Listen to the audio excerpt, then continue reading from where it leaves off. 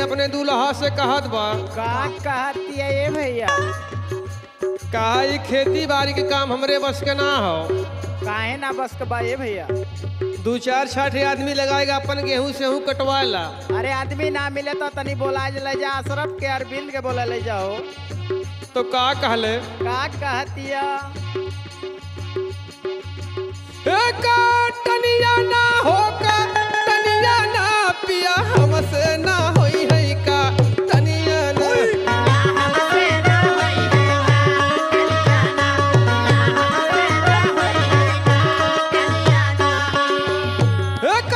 तनिया ना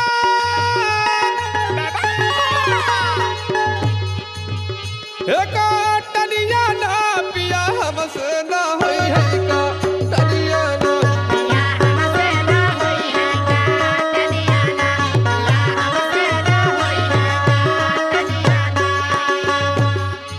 काला सुना सुनावा। हे माई बाबू कई रहली दुलारी हो रहली दुलारी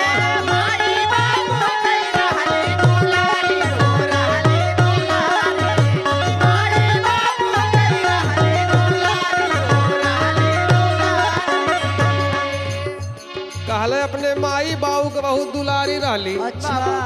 और तोहरे घरे जब से आई तब से तू हमार कौनो इज्जत ना करत हुआ।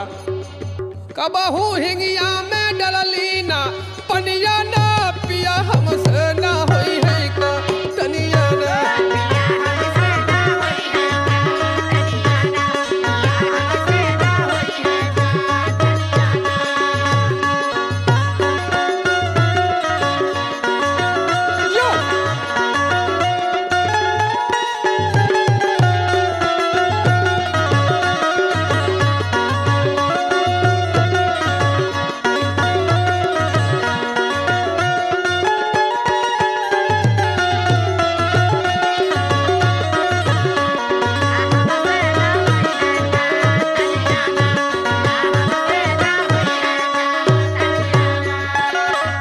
काहे नैहरे में कबो खेत खरिहानी हम ना गईली।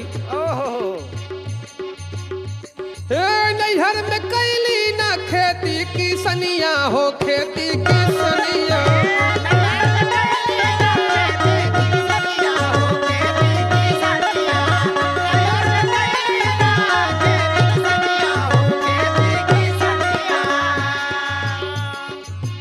हे मोरे मने नहीं भावे ना भावेला हो सकी। मोरे मने भावे न की सनिया ना पिया हमसे ना होई है का तनिया ना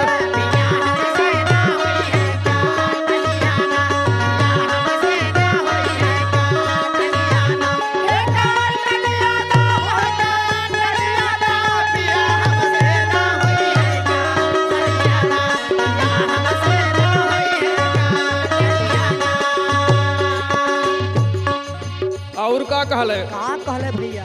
हे ज्यादा जी ना डपटा नहीं हरा चली जई बई नहीं हरा